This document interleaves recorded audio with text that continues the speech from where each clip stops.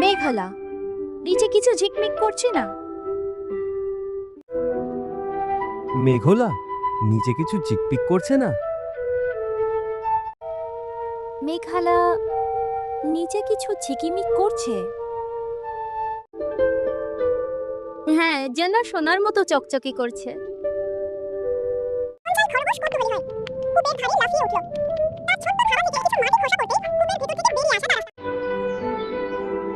এ তো সাধারণ পাথর নয়।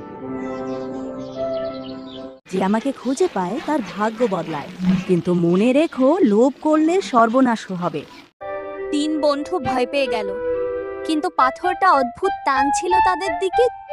যদি এটা সত্যি জাদুর পাথর হয়, তাহলে আমি চাই আমার জন্য একটা বড় লাল আম। পাথরটা ঝলমল করলো, আর মুহূর্তে তার সামনে পড়লো এক বিশাল লাল টকটকে আম।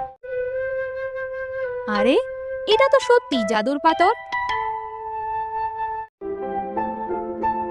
একটা বড় গাজর। লোভ করলে সর্বনাশ হয়।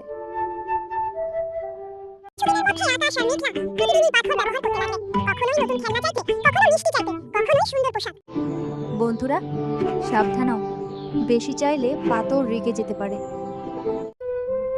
বন্ধুরা সাবধান হও, বেশি চাইলে পাথর রেগে যেতে পারে।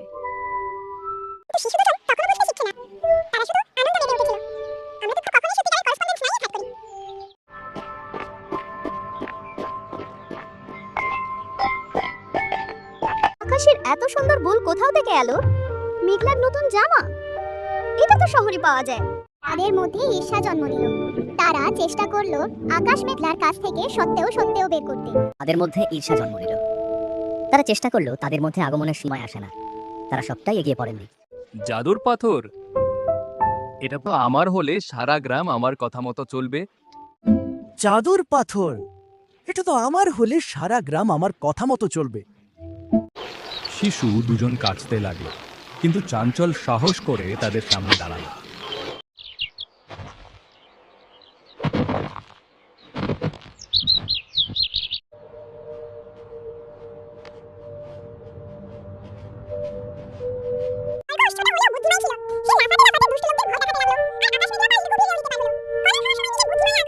জাদুর পাথর যতদিন তাদের কাছে আছে, ততদিন তারা বিপদের মধ্যে থাকবে।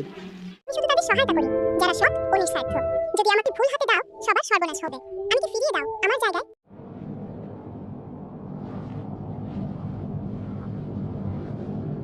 কিন্তু গ্রাম প্রধান হাল ছাড়ল না। সে আবার তাদের খুঁজেতে এলো। তখন আকাশ মেঘলা আর চ্যাঞ্চল কূপের ধারে ধারে পাথরটা ফেরত দেওয়ার জন্য প্রস্তুত। পাথরটা আর ব্যবহার করব না।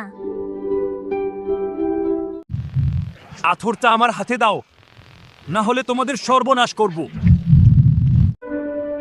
আমরা আর কিছু চাই না, আমরা শুধু চাই শান্তি। হঠাৎ ঝলমল করে উঠল, আর তীব্র আলো ছড়িয়ে পড়লো চারদিকে। মিলিয়ে গেলে দেখা গেল কূপটা আবার আগের মতো শান্ত হয়ে গেছে। আকাশ মেঘলা খুশি হয়ে বুঝলো না তারা সঠিক কাজ করেছে। বন্ধুরা, তোমরা বড় বুদ্ধিমানের মতো কাজ করেছো।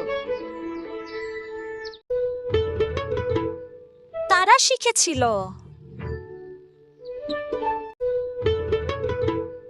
তারা শিখেছিল।